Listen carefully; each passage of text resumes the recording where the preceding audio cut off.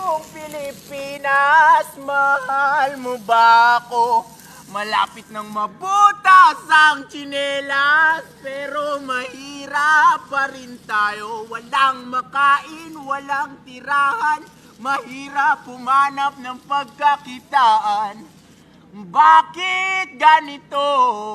Oh, bakit ganito?